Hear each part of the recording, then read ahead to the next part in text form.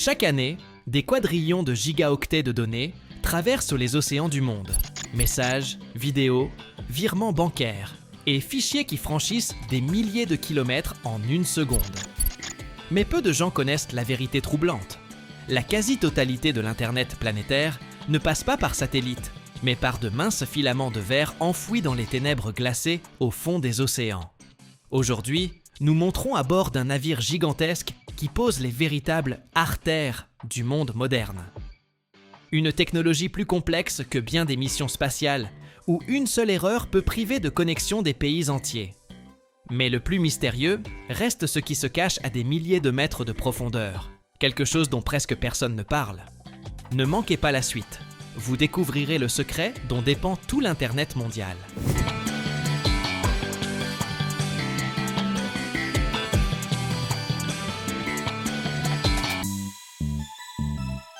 Nous nous trouvons actuellement à bord d'un navire câblier, et sous mes pieds, dans une cale immense, reposent des milliers de kilomètres de câbles. Observez ce câble de près. En eau peu profonde, il fait environ l'épaisseur de votre bras, car là, il doit affronter les ancres des navires et les requins affamés. Mais en haute mer, il devient fin comme un tuyau d'arrosage, environ 21 mm de diamètre. Toute cette immense quantité de données transite par des fibres optiques, dont chacune ne mesure que 125 micromètres d'épaisseur. C'est à peine plus épais qu'un cheveu humain. Un seul câble peut contenir de 8 à 24 de ces fils, protégés par de multiples couches de plastique, de fils d'acier, de tubes de cuivre et d'isolants extérieurs. Descendons dans la cale. Cet endroit s'appelle le carrousel. Voici un cylindre géant de 15 mètres de diamètre, dans lequel le câble est enroulé en spirale. Le chargement du câble à bord du navire relève d'un véritable exercice de patience.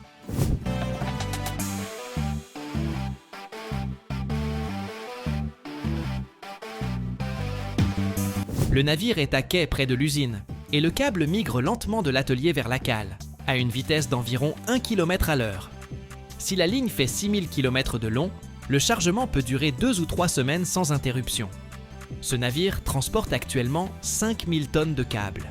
Un poids colossal qui exige du capitaine et des ingénieurs une précision d'orfèvre pour équilibrer le bâtiment. Voyons maintenant comment tout cela se retrouve dans l'eau. Lorsque le navire appareille, le câble commence à se dérouler par un système de poulies de tension à la poupe. La vitesse du navire reste alors modeste, 1 à 2 nœuds, soit environ 2 à 3 km à l'heure. C'est très lent, mais impossible de se presser. En eau peu profonde, jusqu'à 1000 mètres de fond, on ne se contente pas de jeter le câble par-dessus bord. Pour le protéger des agressions extérieures, on utilise une charrue sous-marine gigantesque. Cet engin pèse près de 30 tonnes et se traîne derrière le navire au bout d'un câble d'acier.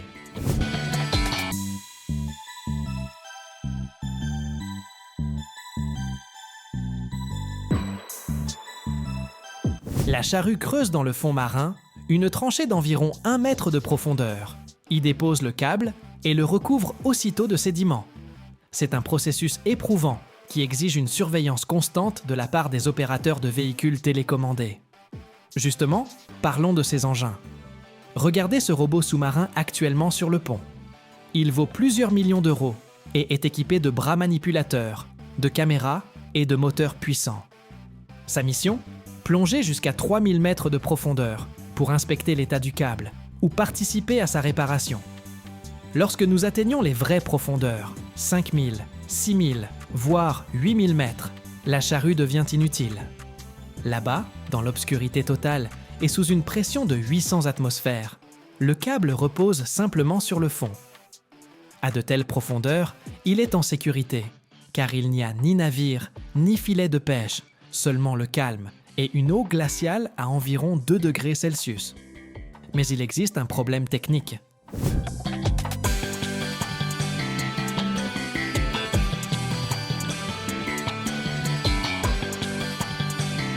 Le signal lumineux dans la fibre optique s'affaiblit avec le temps. Tous les 60 à 100 km environ, nous devons amplifier ce signal. Pour cela, on installe dans le câble des répéteurs, sorte de barils métalliques d'environ 1 mètre de long, pesant plus de 200 kg. À l'intérieur de chacun de ces répéteurs se trouve une électronique ultra sophistiquée qui doit fonctionner sans interruption pendant 25 ans. Et là se pose une question. D'où tirent-ils leur alimentation au fond de l'océan? La réponse est saisissante. Nous acheminons un courant continu d'une tension pouvant atteindre 10 000 volts directement par la gaine de cuivre du câble lui-même depuis les stations côtières.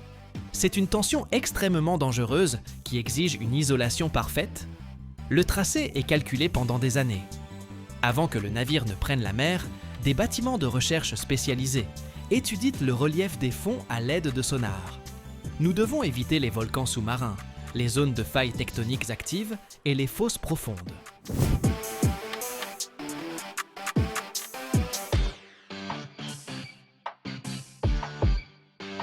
Même un léger glissement de terrain au fond de l'océan peut rompre le câble comme un simple fil.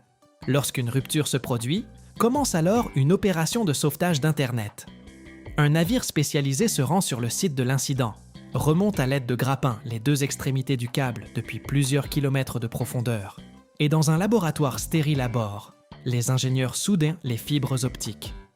C'est un travail d'orfèvre, surtout au milieu d'un océan déchaîné. Le coût d'un tel projet peut atteindre 500 millions d'euros. Ce sont des investissements colossaux, généralement réalisés par des consortiums de grandes entreprises technologiques et de géants des télécommunications. Chaque câble possède une capacité de transmission de centaines de terabits par seconde. Cela permet à des millions de personnes de regarder simultanément des vidéos en streaming haute définition, d'effectuer des transactions financières et de communiquer. Nous percevons souvent Internet comme quelque chose d'éthéré et d'immatériel. Mais en réalité, ce sont des centaines de milliers de tonnes de verre, d'acier et de polyéthylène qui reposent dans l'obscurité des profondeurs océaniques.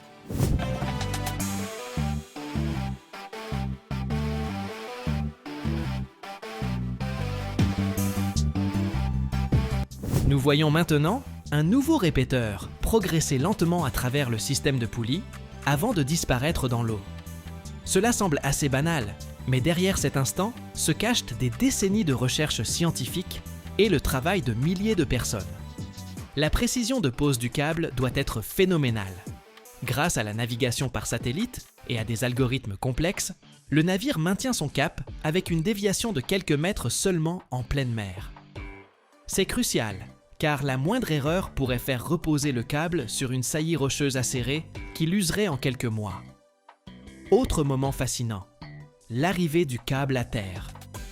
Ce n'est pas simplement un fil qui dépasse du sable. Généralement, sous la plage, on fore un puits incliné spécial de plusieurs centaines de mètres qui débouche loin en mer, sous la ligne de déferlement. Ainsi, nous protégeons le câble des vagues et des touristes curieux. À terre, le câble pénètre dans un bâtiment renforcé spécial, la station d'atterrissage, où le signal est transformé puis acheminé vers le réseau terrestre. Internet n'est pas un petit nuage, c'est une réalité très lourde et éclatante. Si cette visite vous a plu, n'oubliez pas de laisser un like et d'écrire en commentaire ce que vous aimeriez encore découvrir de l'intérieur. Peut-être irons-nous visiter l'usine qui fabrique ces fameux répéteurs, ou jeter un œil au centre de contrôle des vols des satellites de communication. Merci d'avoir été avec moi aujourd'hui sur ce navire. À bientôt dans les prochains épisodes, où nous continuerons à démonter le monde pièce par pièce.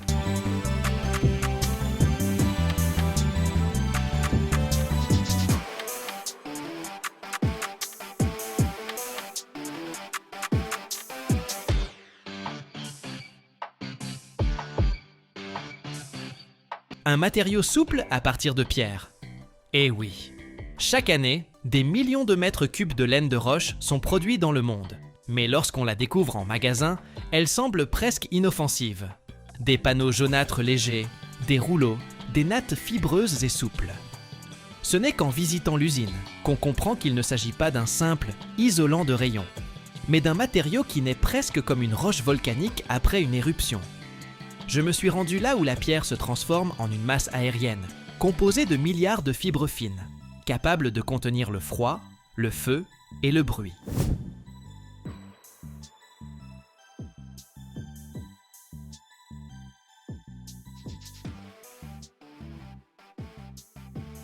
Dans ce type de production, tout commence non pas avec un matériau souple, mais avec de la pierre dure, lourde et brute. La laine de roche prend généralement naissance dans le basalte, le diabase, la dolomite et d'autres roches minérales. Ce sont des morceaux noirs ou gris d'apparence banale, qui évoquent davantage du gravier routier qu'un futur isolant thermique pour la maison. Tout débute loin de l'usine, dans les carrières, où le basalte, le diabase, la dolomite et d'autres roches minérales sont littéralement découpées de la terre par couches gigantesques. Quand j'arrive sur un tel site, je ne découvre pas un simple trou dans le sol, mais un véritable amphithéâtre de pierre, avec ses terrasses, sur lesquelles rampent lentement d'énormes camions-bennes de plusieurs tonnes. Ici, rien de doux ni de délicat. C'est une étape rude, difficile, où tout commence par des explosions, des foreuses et de la mécanique pure. D'abord, les géologues repèrent les zones où la composition de la roche convient, car pour la laine de roche, ce n'est pas seulement la dureté de la pierre qui compte, mais aussi son équilibre minéral.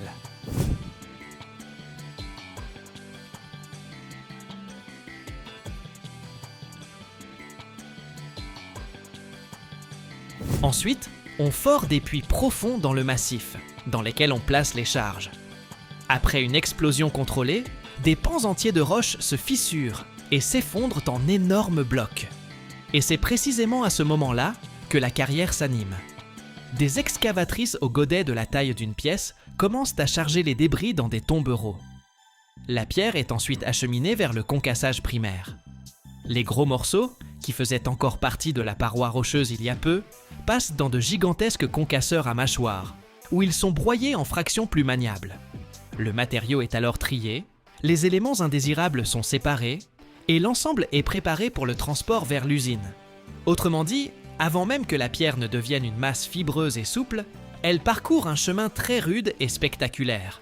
De la roche massive à la matière minérale, contrôlée dont naîtra la laine de roche. Les camions les acheminent à l'usine, les déversent dans de grands silos, puis les alimentent dans le système de broyage.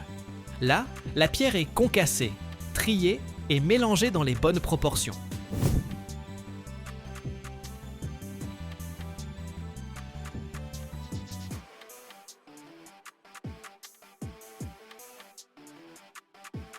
À ce stade, la production ressemble encore presque à une carrière, mais par la suite, tout devient beaucoup plus fascinant.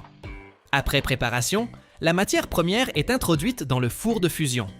Et c'est là que commence ce pourquoi j'adore ce type d'usine.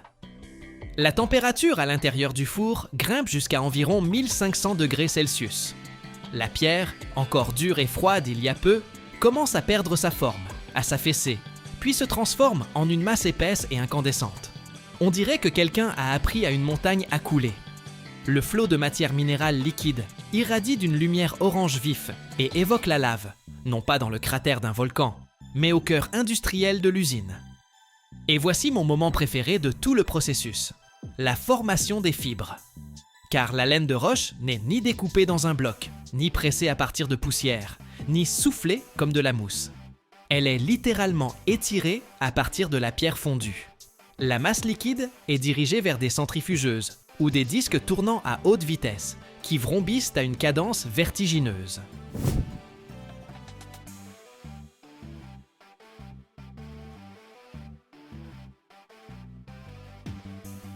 Lorsque les gouttes de roche en fusion atteignent ces éléments rotatifs, elles sont instantanément projetées dans toutes les directions et étirées en filaments fins. Cela ressemble beaucoup à la fabrication de barbe à papa, sauf qu'ici, au lieu de sucre, c'est de la pierre. Et au lieu d'une machine foraine, c'est un équipement industriel fonctionnant à des températures où le métal commence à rougeoyer. Tout autour règne un air brûlant, le rugissement des turbines et la sensation d'être à l'intérieur d'un moteur géant. Les fibres volent dans l'air en nuages, tandis que de puissants flux d'air les saisissent et les dirigent vers la chambre de formage. C'est là que naît ce fameux tapis minéral duveteux, qui deviendra ensuite des panneaux pour l'isolation des toitures, des façades et des cloisons. Mais pour l'instant, c'est encore une masse très instable, molle, chaotique, presque comme une pelote de toile d'araignée minérale brûlante. Pour que ce nuage fibreux se transforme en véritable matériau de construction, on y ajoute des liants. Ils sont pulvérisés de manière très uniforme, recouvrant les fibres d'une fine couche.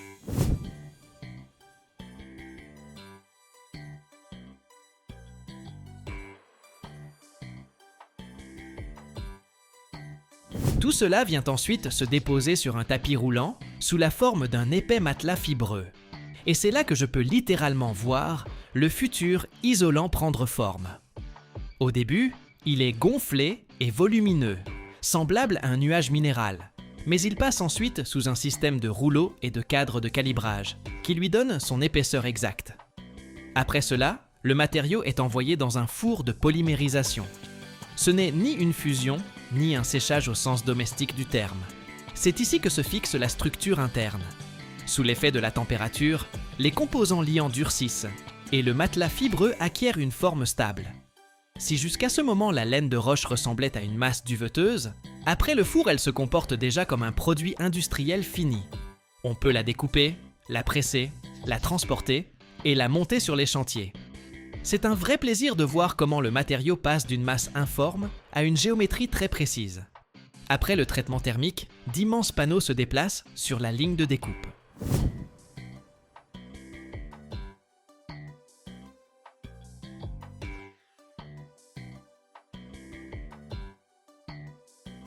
Des couteaux et scies automatiques les découpent au format standard avec une précision millimétrique. C'est là que débute une toute autre esthétique. Plus de feu ni de fusion, place à l'ingénierie pure. Les panneaux sont nivelés, emballés, compressés pour le transport, enveloppés de films plastiques et expédiés. Et tout cela à une cadence telle qu'on peine à suivre du regard le passage d'une étape à l'autre. Ce qui me fascine particulièrement avec la laine de roche, c'est qu'elle ressemble à quelque chose de léger et doux, alors qu'elle provient en réalité de roches volcaniques fondues. Il y a là un paradoxe industriel. L'un des matériaux de construction les plus doux au toucher naît dans l'un des environnements les plus brutaux qu'on puisse imaginer dans une usine. Chaleur intense, poussière, vibration, vacarme, centrifugeuse, four, convoyeur, et au final, un matériau qui s'effacera ensuite tranquillement derrière une plaque de plâtre ou une façade pour accomplir son travail en silence pendant des décennies. Et il y a encore un aspect qui se ressent vraiment sur le site de production. La laine de roche n'est pas seulement appréciée pour son isolation thermique.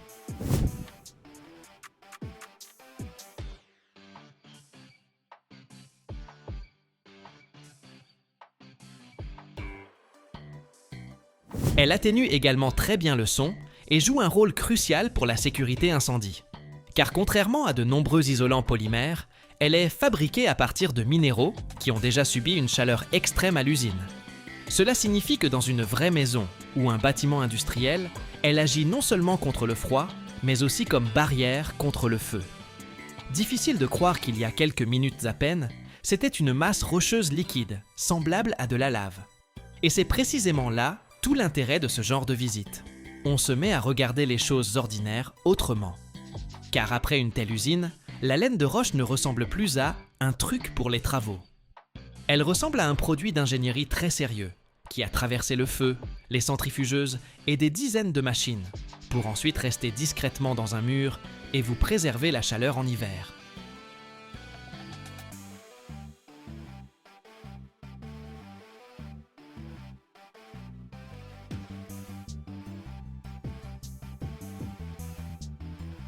Chaque année, des centaines de millions de tonnes de métaux sont produites dans le monde, mais un seul d'entre eux peut bouleverser toutes vos certitudes sur la réalité. Imaginez, vous tenez dans votre main un morceau argenté ordinaire et il commence à fondre au creux de votre paume, sans four, sans flamme, simplement à la chaleur de votre corps. Ce n'est ni un effet spécial, ni un montage, c'est le gallium. Un métal capable de transformer l'aluminium robuste en une masse friable et de défier toute logique d'ingénierie. Mais le plus fascinant reste à venir. Car si vous suivez cette vidéo jusqu'au bout, vous découvrirez un secret qui changera à jamais votre regard sur tous les métaux qui vous entourent. Une seule question demeure. Êtes-vous prêt à le voir ?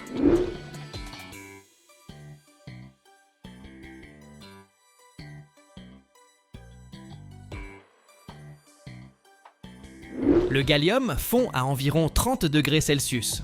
Autrement dit, littéralement à la température du corps humain.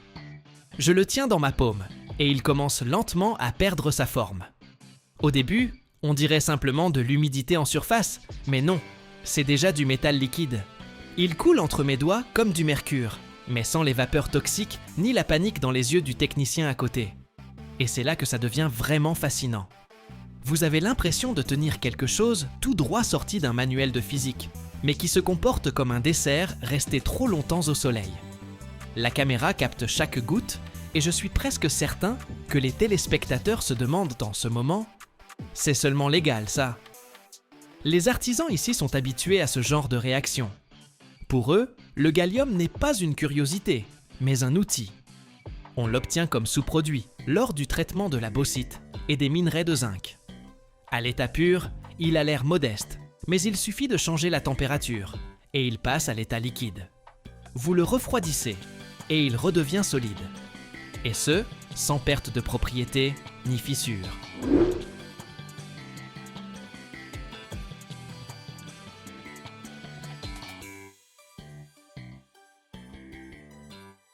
Mais le véritable tour de force commence lorsque l'aluminium entre en scène. On me présente une expérience très simple. On prend une pièce d'aluminium, tout à fait ordinaire, et l'on y dépose un peu de gallium. Au début, rien ne se passe. Puis survient un processus qui donne l'impression que le métal a décidé de capituler. Le gallium détruit la pellicule d'oxyde protectrice de l'aluminium. Sans elle, la structure du métal devient vulnérable. Et voilà qu'un matériau solide et léger commence à perdre sa forme. Il s'émiette, se fissure, se désagrège littéralement. On dirait que quelqu'un a modifié les paramètres de la réalité. Je contemple la scène en me disant « Voilà pourquoi on ne plaisante pas avec le gallium à la légère. » Et pourtant, le gallium n'est pas toxique. C'est-à-dire qu'on peut le tenir dans ses mains, observer sa fonte sans s'inquiéter pour sa santé. Cela en fait le candidat idéal pour les démonstrations. Le héros parfait pour ces vidéos, où l'on veut surprendre sans prendre de risques.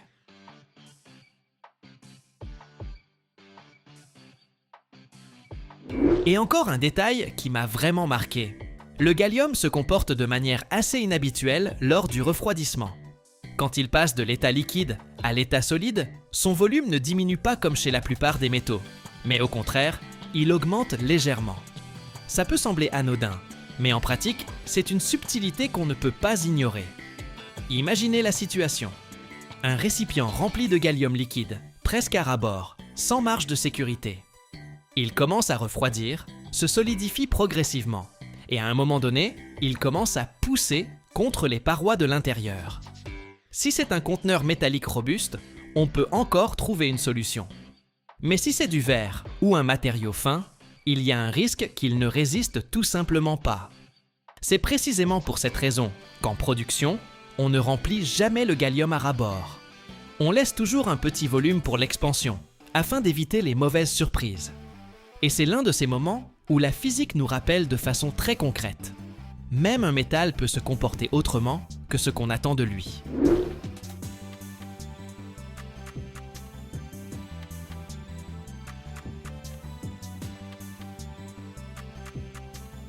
Dans l'industrie, le gallium n'est pas simplement fondu et transvasé.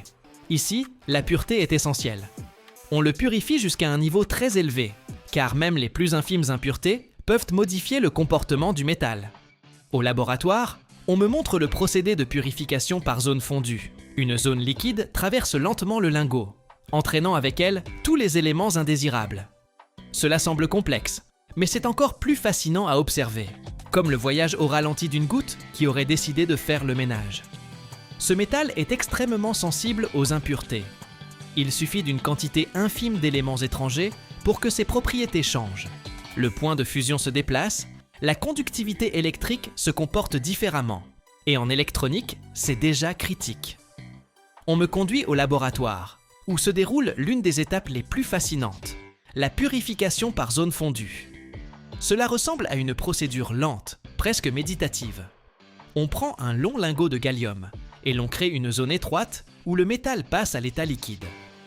Cette zone fondue, à peine quelques centimètres, commence à se déplacer le long de tout le lingot.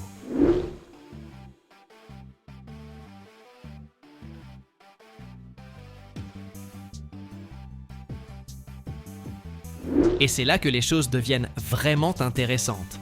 Les impuretés n'aiment pas, rester dans le métal solide et préfèrent migrer vers la phase liquide. Ainsi, lorsque cette zone chaude se déplace lentement vers l'avant, elle collecte en quelque sorte tous les éléments indésirables sur son passage. On obtient une sorte de femme de ménage, méticuleuse, qui ne se presse pas, mais travaille avec une grande précision.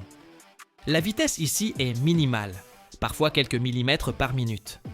Tout se fait lentement pour ne pas perturber la structure et laisser aux impuretés le temps de rouler vers la partie fondue.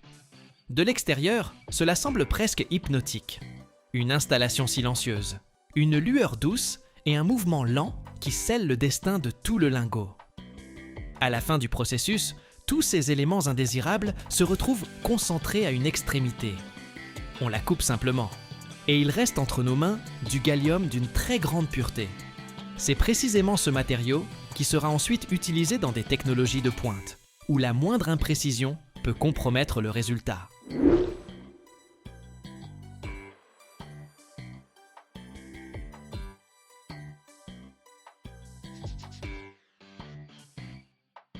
Ensuite, ce gallium trouve sa place dans l'électronique. On l'utilise dans les semi-conducteurs, les diodes électroluminescentes, les panneaux solaires.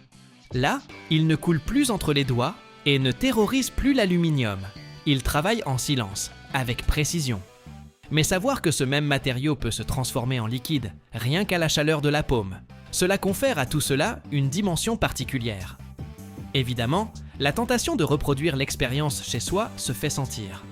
Mais il faut garder à l'esprit que si le gallium est sans danger pour l'homme, il ne l'est pas pour tous les matériaux. S'il entre en contact avec des surfaces en aluminium, les conséquences peuvent être pour le moins surprenantes. Mieux vaut donc réserver ces belles expériences à un environnement contrôlé. Pendant que je me promène ici entre les installations, on me glisse quelques chiffres.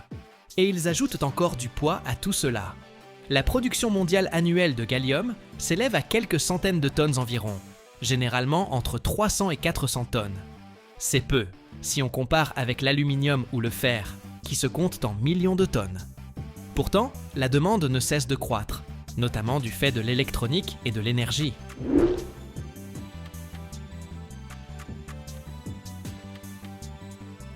Quand je sors de l'atelier, une seule pensée me trotte dans la tête. On a l'habitude de considérer les métaux comme quelque chose de dur, stable, prévisible. Et puis le gallium débarque et te lance. Et si ce n'était pas le cas? Si ce genre d'histoire te parle, les usines, les matériaux, les trucs qui se comportent de façon totalement inattendue, abonne-toi à la chaîne. Il y aura encore plein de moments où tu te diras « Sérieux? C'est vraiment possible ?» Et crois-moi, la suite sera encore plus captivante. Et c'est exactement pour ça que j'adore ce type de voyage.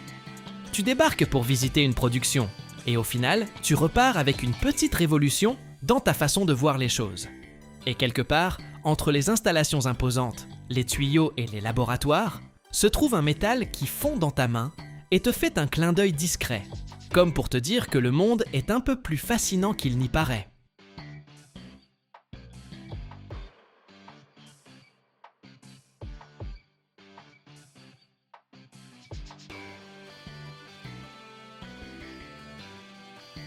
Aujourd'hui, je vais vous montrer comment on fabrique la plus grande clé à écrou du monde. Un outil de plusieurs mètres de long, pesant des centaines de kilos, capable de serrer des écrous destinés aux machines géantes et aux structures industrielles colossales. Une clé aussi imposante est indispensable pour le montage et l'entretien de boulonnages titanesques. Sans elle, l'assemblage de machines lourdes serait tout simplement impossible. Nous allons découvrir ensemble tout le processus de fabrication. Depuis l'ébauche massive en acier chrome-molybdène jusqu'à l'outil fini d'une précision remarquable, capable de résister à des contraintes extraordinaires.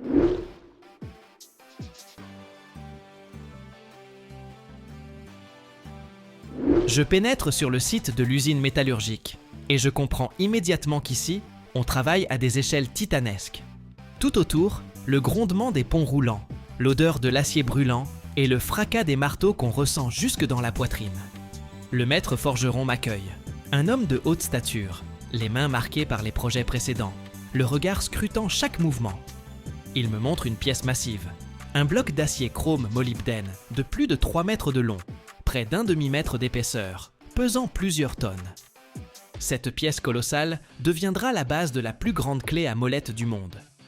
Elle impressionne déjà par elle-même. Même à 1 mètre de distance, on perçoit son poids, son ampleur et sa puissance potentielle.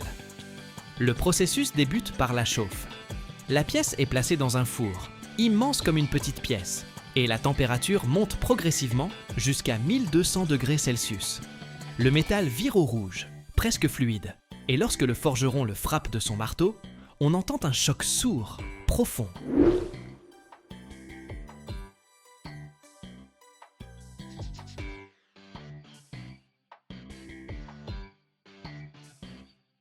Le rythme est crucial. Trop vite et le métal peut se fissurer. Trop lent et il refroidit en durcissant.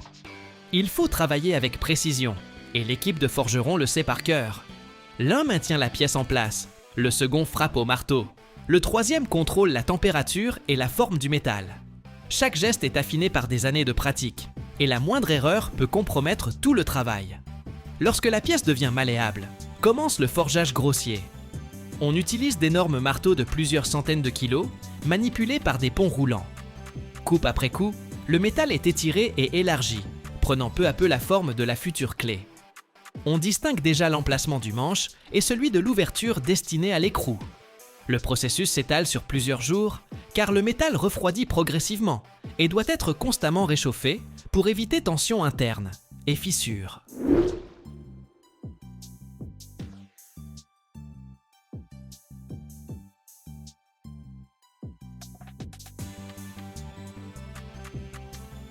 Vient ensuite le forgeage de précision.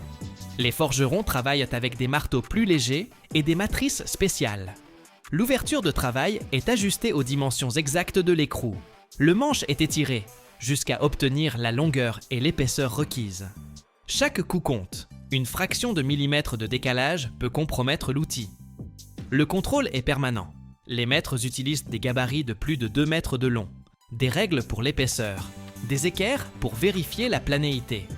L'équipe fonctionne comme un seul mécanisme. L'un frappe, le deuxième contrôle la forme. Le troisième veille à ce que le métal ne surchauffe pas. Suit le traitement thermique. La clé est chauffée à 1000 degrés, puis refroidie brutalement dans d'immenses bains d'huile. Cela rend le métal dur et résistant, mais aussi fragile, d'où un revenu immédiat. Un réchauffage à plusieurs centaines de degrés, suivi d'un refroidissement progressif. Le métal obtient ainsi l'équilibre optimal entre rigidité et souplesse.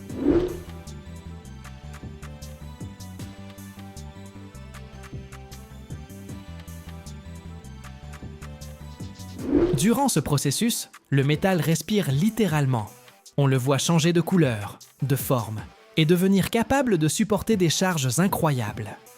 La fabrication d'une clé géante de ce type prend plusieurs semaines, parfois 3 à 4 semaines, selon la complexité de la commande et les dimensions de la clé. La majeure partie du temps est consacrée au chauffage et au forgeage grossier du métal, qui s'effectuent par étapes, avec des réchauffements et refroidissements successifs, afin d'éviter les fissures. Après le traitement thermique commence le ponçage et le polissage. Les forgerons utilisent de grandes meules abrasives et des fraises pour donner à la clé une surface lisse et des dimensions précises. Le manche est poli, l'ouverture de travail ajustée à l'écrou, chaque millimètre vérifié selon des gabarits. C'est impressionnant de voir combien de temps est consacré à des détails qui semblent imperceptibles au premier abord. Ici, ce n'est pas seulement la précision qui compte, mais aussi la rigueur de chaque geste. C'est d'elle que dépendent la fiabilité de l'outil et la sécurité du futur utilisateur.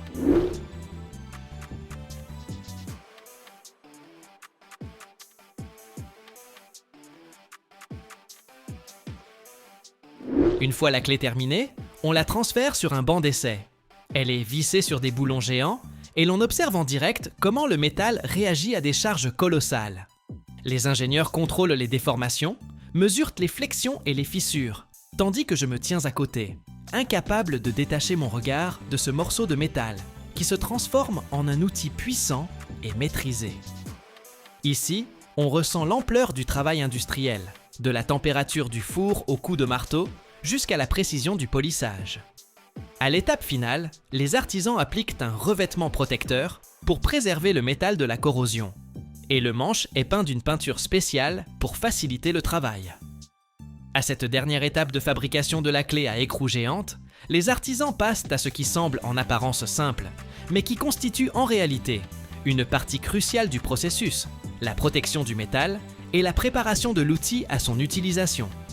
Après des semaines de forgeage, de chauffage, de polissage et de lustrage, le métal reste encore vulnérable aux facteurs extérieurs. L'air, l'humidité, même les résidus d'huile laissés par les mains peuvent provoquer la corrosion. Et pour un outil de cette envergure, cela signifierait un risque de fissure, de déformation et de perte de précision. Les artisans commencent par appliquer un revêtement protecteur spécial sur l'ensemble du corps métallique de la clé. Il ne s'agit pas d'une simple peinture, on utilise des liquides et vernis anticorrosion spéciaux qui pénètrent dans les micropores de l'acier et forment un film protecteur résistant. Ils travaillent au pinceau et au pulvérisateur, veillant à ce que la couche soit uniforme sur toute la surface, y compris les parties internes de l'ouverture de travail et les zones difficiles d'accès du manche. Si le revêtement est appliqué de manière inégale ou présente des lacunes, c'est précisément là que la corrosion pourrait s'amorcer à l'avenir, mettant en péril tout ce travail colossal.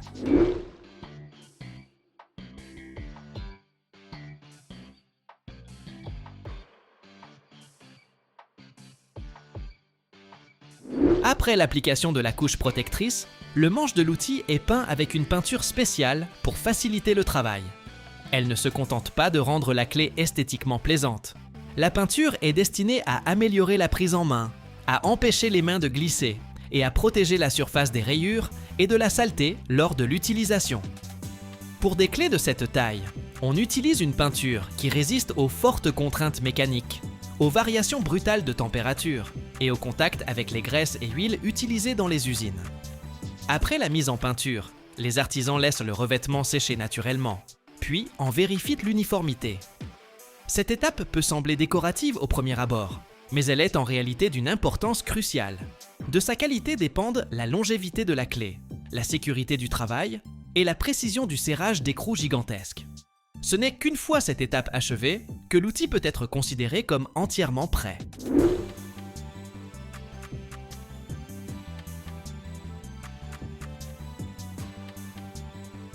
Durant cette visite, je n'ai cessé de m'émerveiller devant la façon dont le métal, entre les mains de l'homme, se transforme en un outil capable de serrer des écrous de plusieurs centaines de kilos, tout en conservant précision et maniabilité.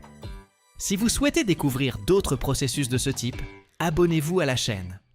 J'y montre comment on fabrique et répare des objets gigantesques qu'on ne voit que rarement, même dans les grandes usines, et les observer en direct est bien plus captivant que sur un écran.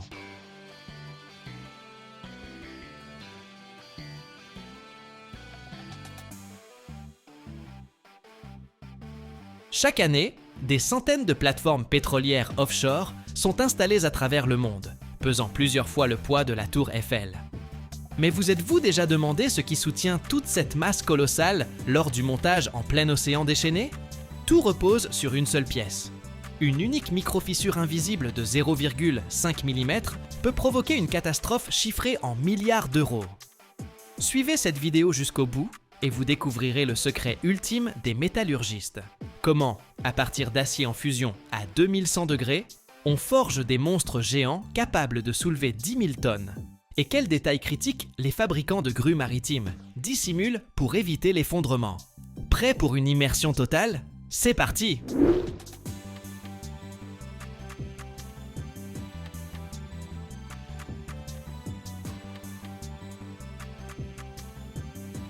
La fabrication des crochets de grues géants débute par la préparation rigoureuse de la matière première dans des ateliers métallurgiques spécialisés.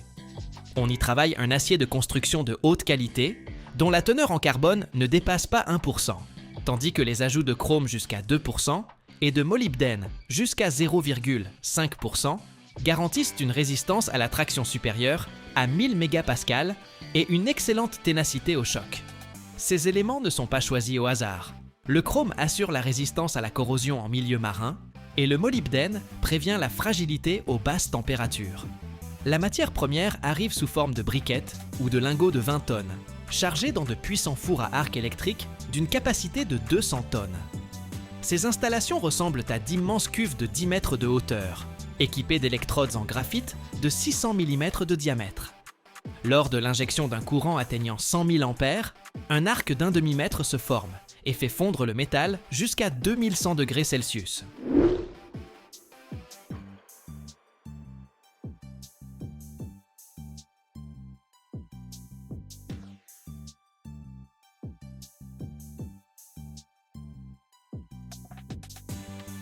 Le four pivote pour assurer un mélange homogène, tandis que les gaz sont évacués par de puissants filtres.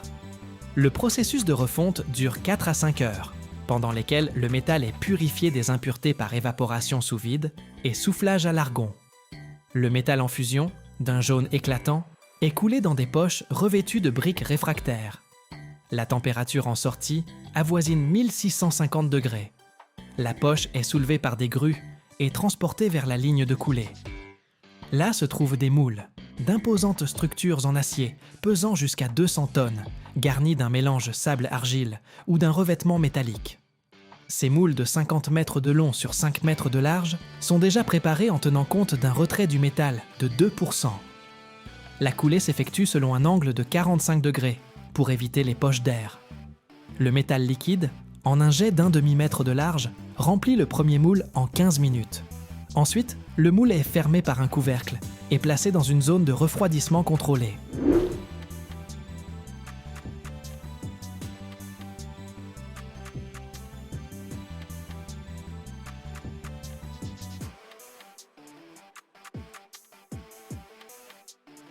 La croissance maximale s'effectue durant les 24 premières heures, jusqu'à 800 degrés, puis les 2 jours suivants jusqu'à 200 degrés, tandis que le refroidissement complet à température ambiante s'étale sur une semaine. Des capteurs surveillant les gradients de température à 10 cm de profondeur, pour éviter les contraintes thermiques susceptibles de provoquer des fissures. Durant le refroidissement, le métal cristallise en une structure austénitique brute qui sera ultérieurement optimisée par traitement thermique. Des ouvriers en combinaison de protection supervisent le processus à travers des panneaux vitrés, tandis que l'automatisation enregistre des milliers de paramètres. L'ébauche finale pèse entre 100 et 200 tonnes, mesure jusqu'à 12 mètres de long et jusqu'à 2 mètres de diamètre à la base. Elles sont extraites du moule par des grues d'une capacité de 300 tonnes et préparées pour l'étape suivante, le forgeage.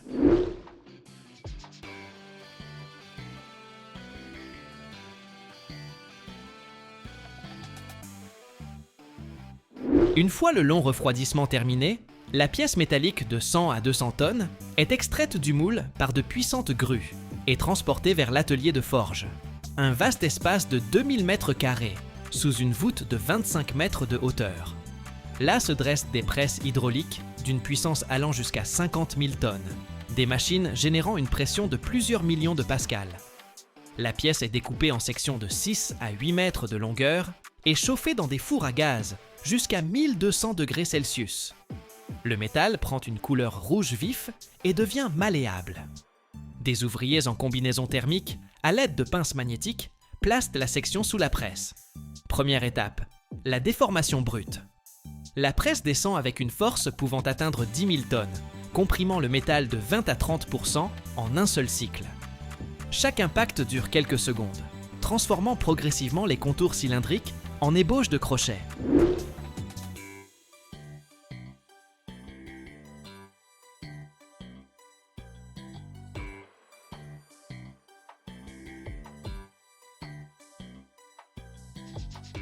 Vient ensuite le forgeage intermédiaire. Le métal est étiré, on y forme des ouvertures pour des câbles pouvant atteindre 60 cm de diamètre, ainsi que des anneaux d'une épaisseur de 15 cm. Les presses sont équipées de matrices complexes en acier haute résistance qui reproduisent la géométrie exacte du futur crochet. Le nombre total de cycles de forgeage atteint 50 par section, avec des interruptions pour un nouveau chauffage toutes les 10 à 50 minutes.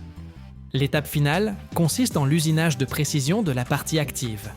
Le diamètre de l'arceau principal du crochet atteint 1 mètre, l'épaisseur des parois 30 cm, le rayon de courbure 2,50 mètres. Les matrices de la presse travaillent avec une précision d'1 millimètre, créant nervures de renfort et brides. Après chaque frappe, un nettoyage à l'air comprimé sous 6 bars élimine les oxydes. Le moment clé, le traitement thermique. Le crochet est placé dans des fours de revenus, à 650 degrés pendant 20 heures. Cette opération élimine les tensions internes et optimise la ténacité au choc. Vient ensuite l'usinage mécanique sur fraiseuse.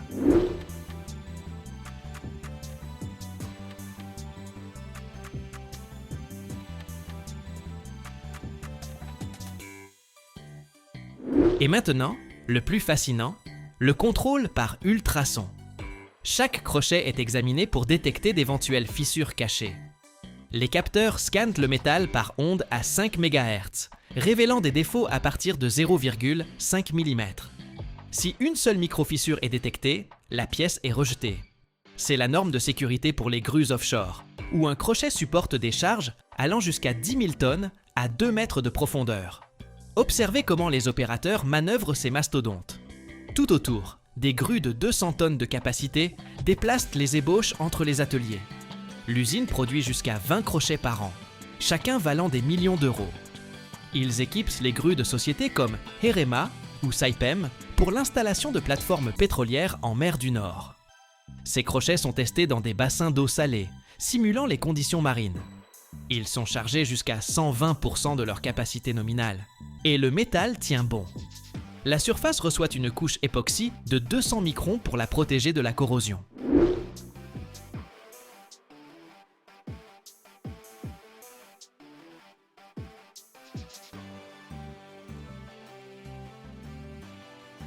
L'acier pour ces pièces provient de Scandinavie, où il est fondu dans des fours sous vide. La logistique est impressionnante. Les ébauches pèsent 100 tonnes chacune et sont acheminées par barge. L'usine emploie 200 spécialistes, des métallurgistes aux ingénieurs. Voici ce crochet en cours de finition. On le peint, on grave son numéro de série et on le prépare pour l'expédition. Il partira vers une plateforme où il soulèvera une section de 8000 tonnes. Si vous voyez comment cela se passe en mer, les vagues qui frappent, le vent qui siffle et le crochet qui tient tout. Et ma chaîne tient grâce à vos abonnements. Le parc mondial de grues offshore dépasse 4000 unités, dont environ 1200 sont des navires flottants capables de soulever plus de 5000 tonnes. Les crochets de grues pour de telles machines demeurent rares en raison du nombre limité d'usines spécialisées. En Europe, ce sont principalement des entreprises aux Pays-Bas, en Norvège et en Allemagne, où la capacité de production totale atteint quelques unités par an.